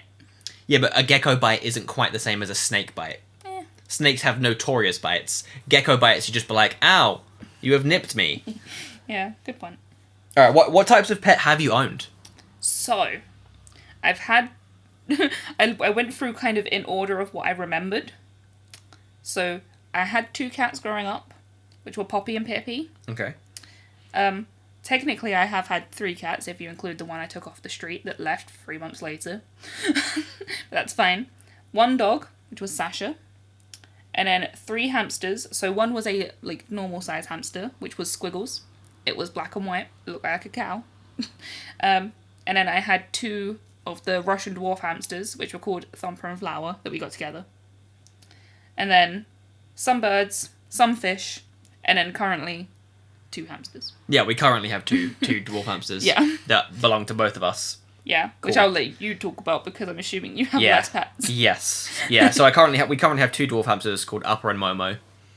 After Avatar, of Yeah, course. throwback to Avatar Last Airbender. I've had 3 cats. Midnight, Minstrel, and Lily. Midnight's the only one still with us. Shout out to Midnight. Yeah, he's great. And then I had a cockatiel called Tia, who was an ancient bird. And then I kind of had a rabbit called Emma, but I don't really remember her. What about Fluffykins? Well, that wasn't mine. My dad had a rabbit that technically belonged to my half-sister, who I named called Fluffykins McGee. But I looked after it a fair amount, but it technically wasn't mine. Fair enough. Yeah. Right, that's the animal portions done. Okay, who are your 3 celebrity crushes? So I'm going from like 3rd to 1st here. Okay. Starting with Mahershala Ali. Okay, alright, I'm fine with that. What a man. Yeah, okay. Perfect specimen. Then Mary Elizabeth Winstead. Okay. So yeah, Ramona Flowers. Yep. And then my number 1 celebrity crush Oh, for God's sake. is Michael Cera. Oh, wow. I'm not afraid. You're putting that out to the internet. Yeah. Well, Michael okay. Cera is a beautiful human being. I don't know what it says about me. Okay, my 3 are a little bit less strange. Yeah. Hayley Williams, Okay. Yeah. she is Agreed. phenomenal. Zooey Deschanel, Yeah. Yeah. and Scarlett Johansson. I can see that. They are all incredible in every way.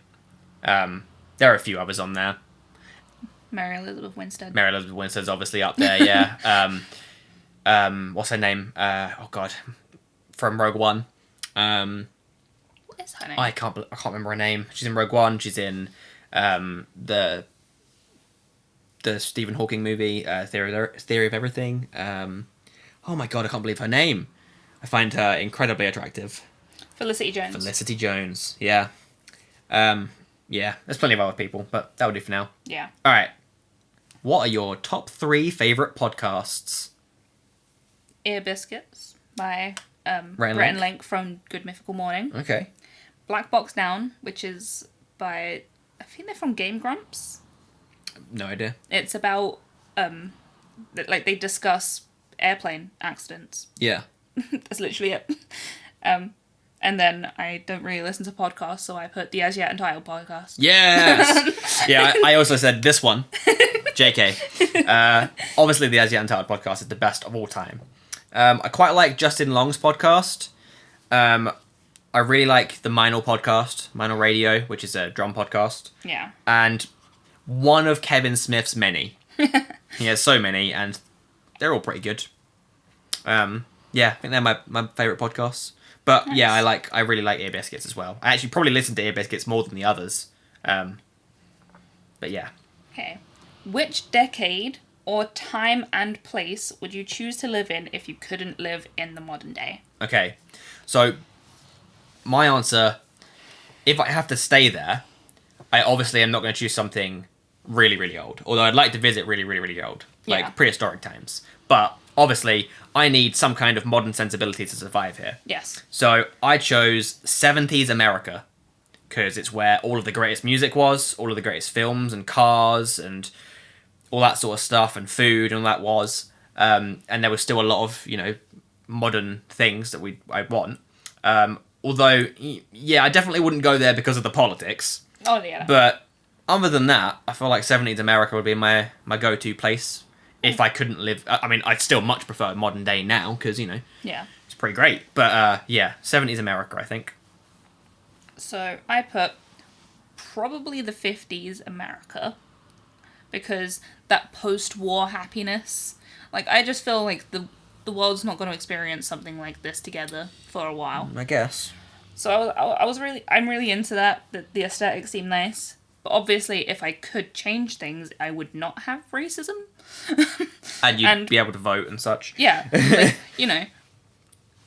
I do like where we are now. Maybe I if I could choose Now is the another best time. one, would be like to be a teenager or like in your 20s in the 90s. Like that feels like a good spot. Yeah, yeah. Then Like- we might still actually be able to buy a house and such. Yeah, like Yeah. where we can afford to get a house if you come into a little bit of money. But Maybe like, late 80s to early 90s or something would be kind of an ideal. yeah, like Maybe even early 80s. Yeah. Realistically. Yeah. what's your go-to everyday outfit? Hell yeah. So, comfy jeans, a little bit baggy. Fairly quite dark. A graphic t-shirt of some kind. Yep. A hoodie. Comfy one. Trainers, preferably Vans. Nice and brightly coloured. And a baseball cap. Nice. What about you? So, comfy black jeans, Okay. slightly baggy t-shirt with something interesting or funny on it. Yep, basically the same as me. Basically, yeah, a graphic t-shirt, but I was like, sometimes just a nice joke. Yep. Possibly a jumper, but like, soft on the inside kind of jumper. A denim jacket, because I really like wearing wearing denim jackets. Okay. And then I didn't really think about shoes because, I don't know. My like DC It's part of an outfit. my DC plimsolls that I got, really like those. Okay. They're bright pink, and they are the comfiest shoes I've ever had. And I guess if we're also including, like, everything, I'd be wearing ankle socks. Oh yeah, ankle socks are the way to go. And comfy underwear, obviously. Oh, yeah. Alright, if money was no object, what would you do all day? What I would work on crafts. Like, I'd like to build things with my hands. Oh yeah, that's a good one. I'd consume so much media. Yeah. Like, listening to music all the time, watching TV, watching Reading books. films, reading books. Literally just things without Playing having games. without having the pressure of working. Yeah. So I could just, get on with that myself and then just like I'd try to do something new every day. Yeah. Yeah, so I like that as an answer. I was a little bit more specific, or a little bit more specific than that, but I feel like that's a perfect example of what you said there. But I said play drums and bass, read comics, watch films, play video games, and learn new things. So yeah, basically the same as you. Same thing, yeah. Consume media, do the things you love, try new shit all the time, and learn new things. Would you rather have intelligence or looks? I already know the answer to this. Intelligence. Definitely. Hands down. Yeah. It doesn't, like, as much as it is also part of, like, if I could choose anything in life, it would be to be so dumb that nothing worries me. Ignorance is bliss. Yeah. I want to be, like, the perfect level of ignorant where just nothing bothers me. But at the same time, I don't like the idea of actually being stupid. Yeah. So I'd rather just have intelligence than looks. Your 3 favourite subjects at school? Maths. Ugh. I actually really enjoyed maths. That's my number one worst subject at school. I hated it. Really enjoyed science. Hell yeah. And like, if I'm going by like my personal experience in school, it would have been like my creative art. I actually had a creative arts class. That's cool. Where we learnt things like dance. It was like dancing, acting, music, and then also script writing. Yes, and bits script like writing is cool. Yeah, so it was just things like that we did. But then it eventually got changed into performing arts, where we actually had to put on a play. Yeah. And I didn't like that as much. But, you know, I made do. So, yeah, I had science on my one. Science is up there. Specifically biology. I love biology the most. Really into genetics and such. And that's why I did at a certain point want to do neuroscience. But tests suck. Yeah, so I was really into science. I loved English as well, because I love writing. Yeah. Because I'm imaginative. And music, obviously, because I love music. Alright, what 5 topics that you love... what are 5 topics that you would love to learn about? Okay. Or that you do love to learn about currently, sort of thing. Anything about women thriving in their field. I just love it. Okay. Oh, God. My belly is, like, grumbling like mad. I'm not even hungry. Yeah, I love learning about women who are just, like, excelling in their fields, especially, like, if they were doing things in the early 1900s, 1800s. I'm like, hell yeah. Yeah. They had, like, no rights, and here they are. They're the underdogs. Yeah. Yeah, I do love learning about underdogs. I just, yeah. When I also think about it, like, people of colour thriving in their fields. Yeah, people thriving despite overwhelming odds. Yeah. Yeah, I like that love too. It. Human behaviour. It's like why we do things. Just literally, like, there's so much about that. If I'm really into a TV show, I like getting into the lore. Like, I like seeing different concepts that people have and such. Yeah. And then there's also just the history of anything. Like, if I find something I find interesting, I like looking a little bit more into the history of it, why it is, like, why we have it and such. And then just deep analysis of literature, TV, film. Like, I was a big fan of English lit because of... I didn't like English lit. I was good at it because I'm good at bullshitting, but... I kind of like that bullshit, like, thing. Giving meaning to things even if it doesn't have meaning. Yeah. There's something kind of nice about that. Yeah, okay. What do you like to learn about? Human behaviour is another one, but I said mine's a bit more specific. Social sciences. Yes. I love learning psychology, sociology, anthropology, all the ologies, you know? Yeah. And I studied all of those as A-levels as well. I really love that. I like knowing what makes humanity tick. And that obviously includes loads of things. It includes, you know, culture, history, theory, the psychology, all kinds of things about humans, you know? And as part of that, music. You know, I love learning the music culture, music history, music theory, music psychology, music therapy, because music is a human thing, you know? Yeah. And obviously learning to make music as well is another thing. I also really love cosmology. So for those of you who don't know, cosmology is a branch of astronomy that involves the origin and the evolution of the universe. So it's the scientific study of the large-scale properties of the universe as a whole. And basically, if it wasn't for all of the really scary maths and physics, I would love to be in that career field. Yeah. I love it. People like Stephen Hawking were cosmologists, and that, you know, it's brilliant. And I also really love biology, specifically genetics, neuroscience, and I guess ecology, which again is kind of makes up human, you know? Yeah. Everything that makes humans human. Despite the fact that I don't like people. And I guess I really also like, media stuff, so like films, TV, and comics, and kind of learning more about films and TV and comics that I really like the lore and stuff like that. Yeah. And how they were made, and all that sort of jazz. Yeah. All right. Next question. Are you allergic to anything? And if so, what? So I'm allergic to certain soaps, but I don't know what ones. Yeah. It's just like certain ingredients in a lot of just like women's skincare products. So like face washes, perfumes, soaps, all that kind of stuff. There's something in it that brings me up in a rash. And I have no idea what ingredients it is. Like sometimes it would just be like something that, like, I guess like a fruit or something. Like it has a fruit extract in it. And it would just make me flare up. Yeah. So yeah. And you also pollen. Oh yeah. I never really considered that to be an allergy, but yes, I am allergic to pollen. Yeah, like a lot of people. I, on the other hand, am an invincible, immortal being. No, I have a mysterious skin allergy that's happened to me a few times, and it happened to me as like a really young teen, and it was like really dangerous. The doctor said that it was like really dangerous, but we couldn't figure out what it was, and I still haven't been able to figure it out. Why don't you go get an allergy test where they like poke you with a bunch of sticks? Why would the doctor said that we couldn't figure it out unless like every time it's happened, I've never been able to find anything that relates to it, and it's so rare that it happens.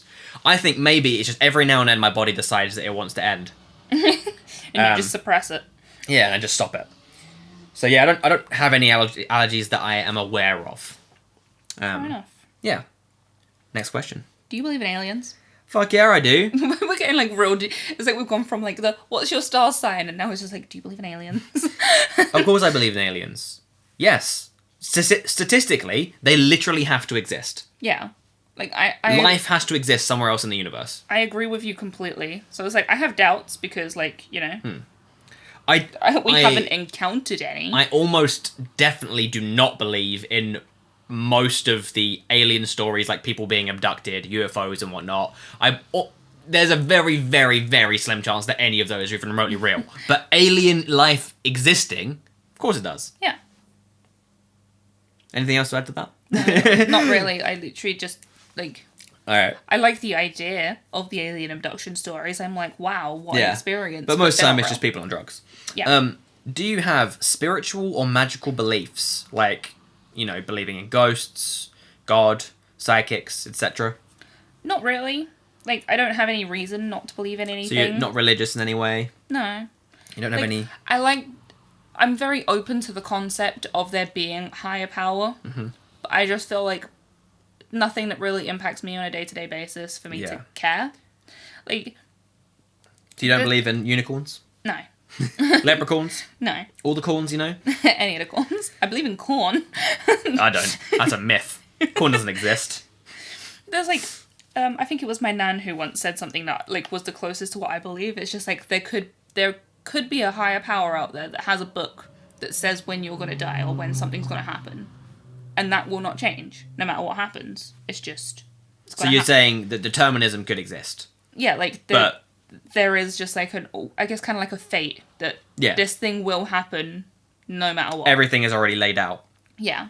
So do you believe that does exist, or just that there's a chance that exists? You're open to it? Yeah, like that's the one thing that I'm the most open into believing. That makes sense. Yeah. Yeah. So, I mean, I'm on the same line. I don't believe in anything specific. I'm not religious. I'm agnostic.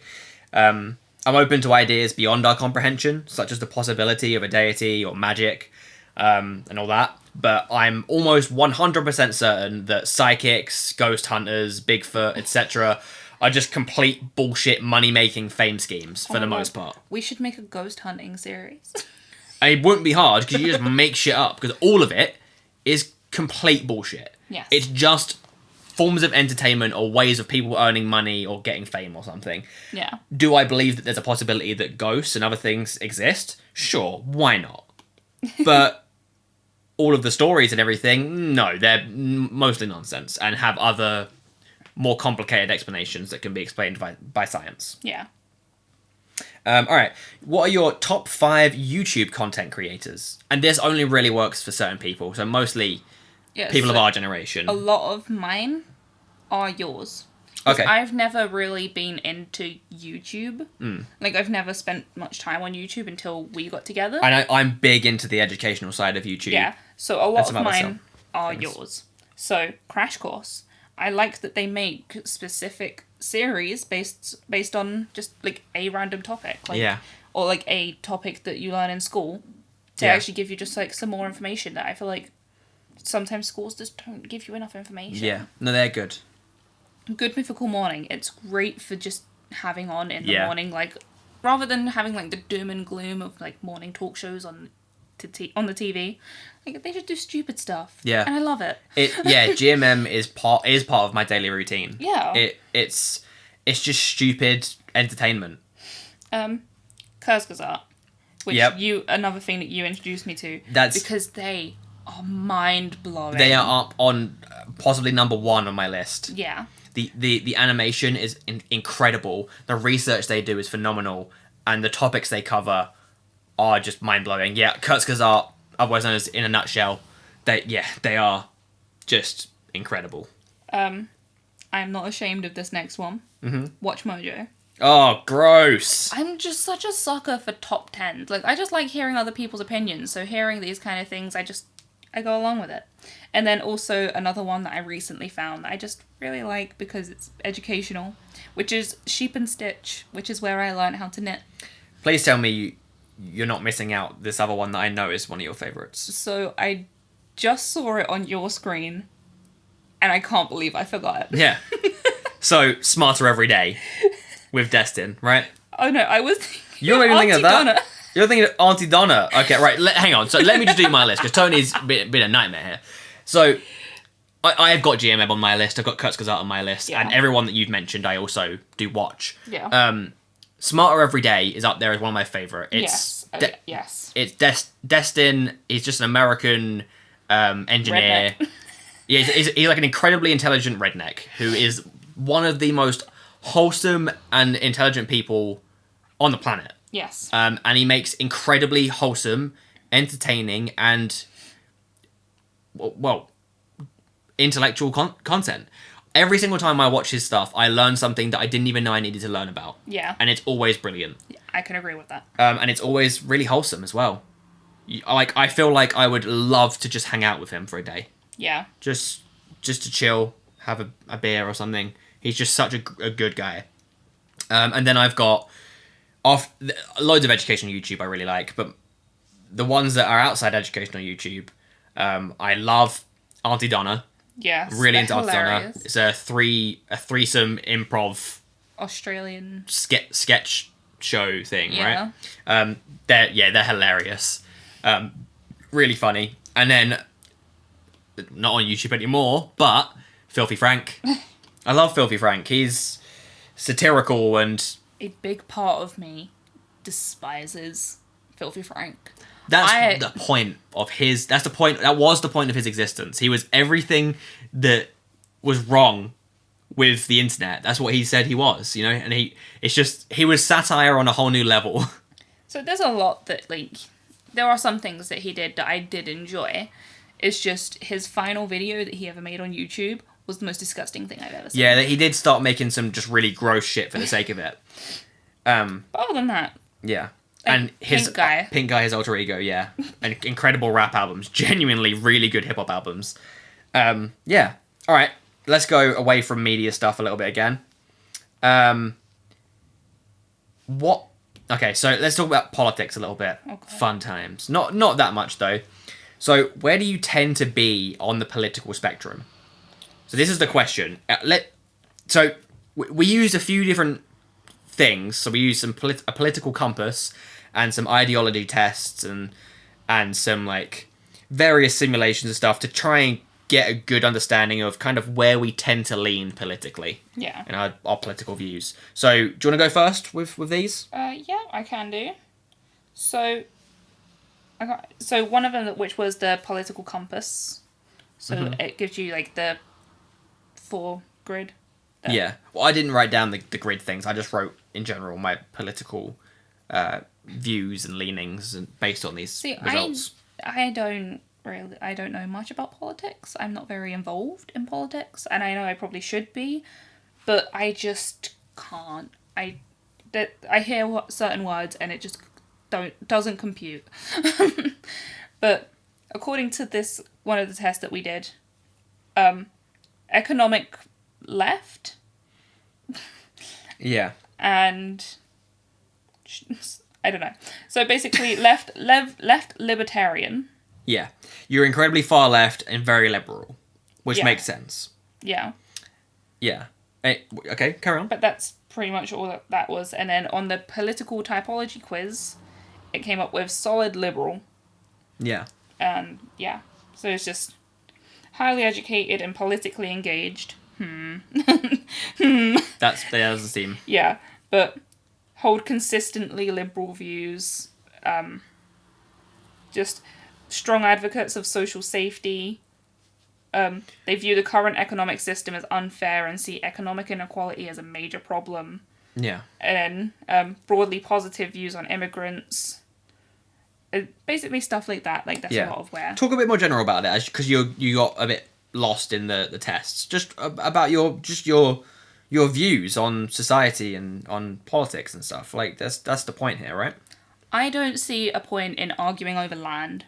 Yeah. That is my biggest political view. Like, I just don't see it as a problem. Like, oh no, they said something bad against my country. Okay. Yeah. Who cares? Nationalism, Yeah. different countries, wars, it's all nonsense. We're all humans. We need to unite.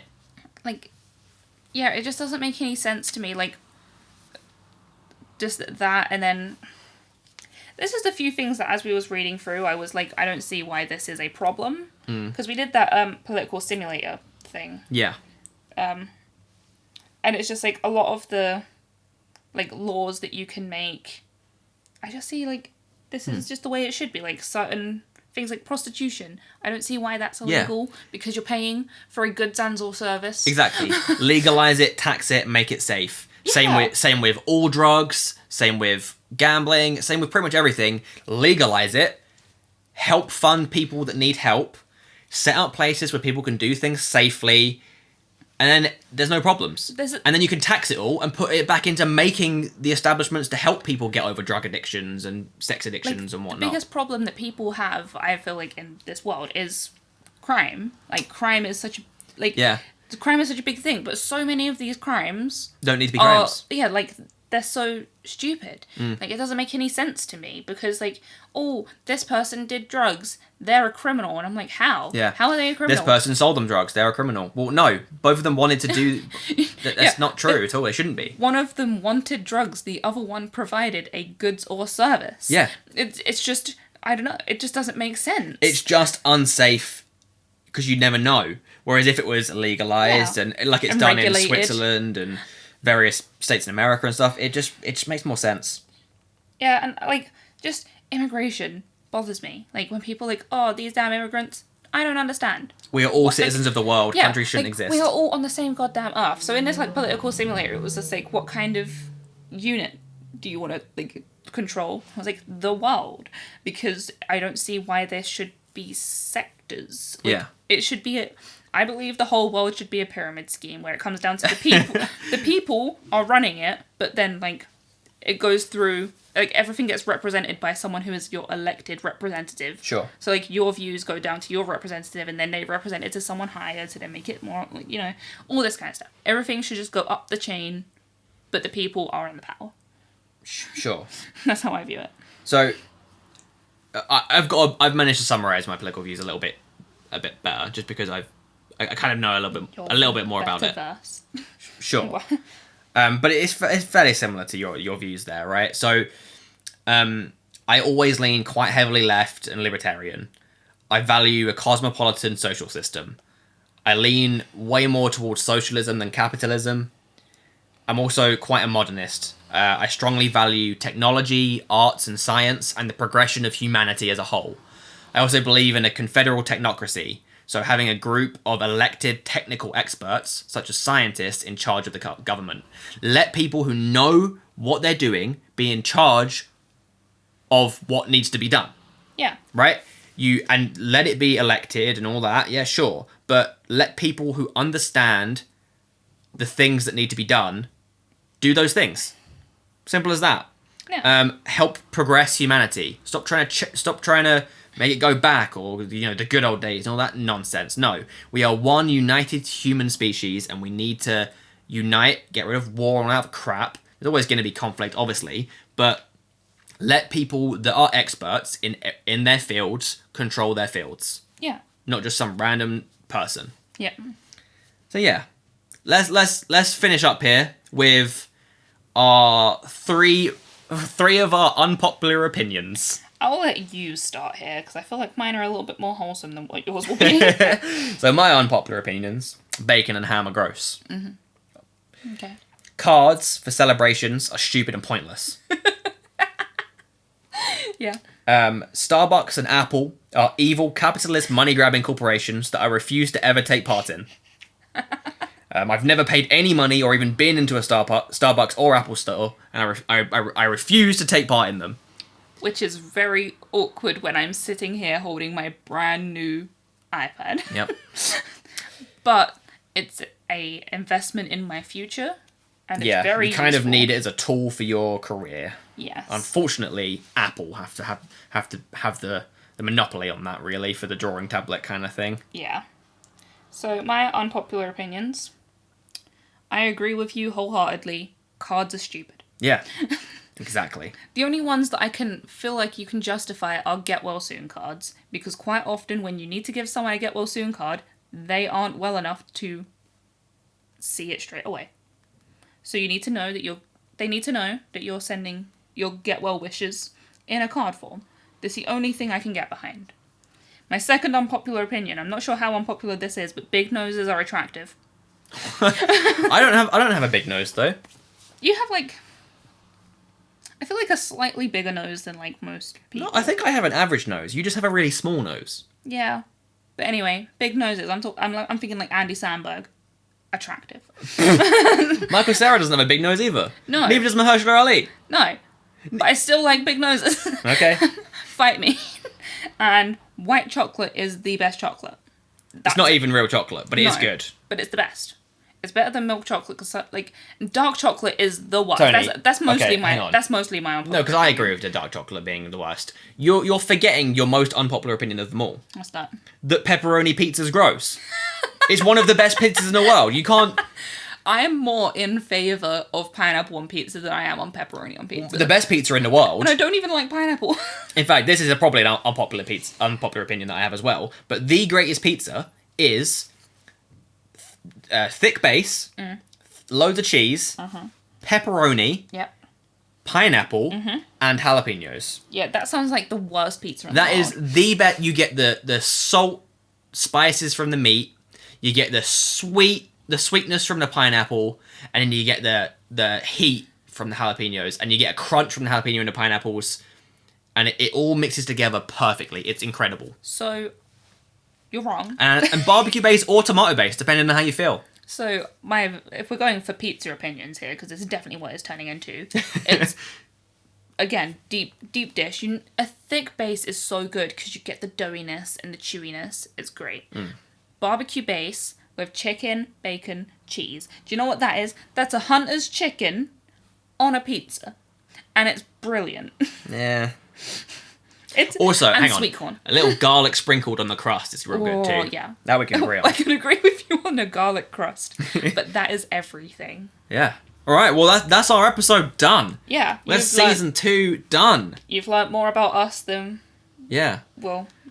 than you probably needed to. Yeah. Well, what we'll do as well, we'll try and we'll stick this list of questions and personality tests in the description of the YouTube thing and the description of anywhere that we're able to fit it. But if you want to look for it, you'll be able to find it on our social medias quite easily. And then we want to hear from you. We want to hear what your opinions are, what you think of our opinions, what your personality types are. If you've used these questionnaires with your friends and family, how that went. And season 2 is finished. Yep. We're finishing so that I can finish uni. Yeah. We're not sure when we're going to return, but when we do return, it's going to be great. It's going to be bigger and better than ever. We're going to be bringing guests in, just like we did in season 1, now that COVID's finally becoming manageable.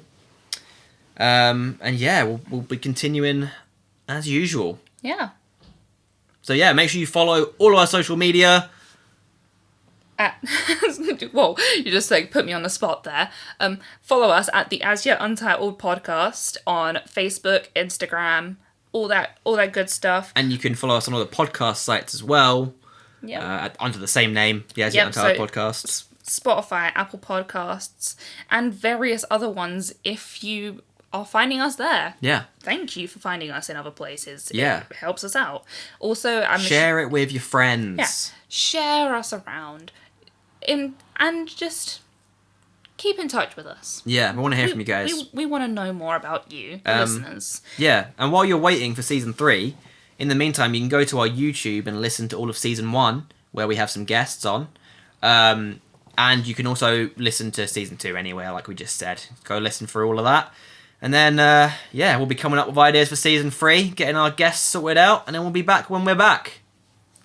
Thank you for being with us all this time. Yep. Stay safe, look after each other, and be good. Yeah. Be good, bro. I'm Shaun. I'm Toni. And this has been the As Yet Untitled Podcast. Thank you. Goodbye. Farewell. Welcome to the As Yet Untitled Podcast. With your hosts, Toni and Shaun.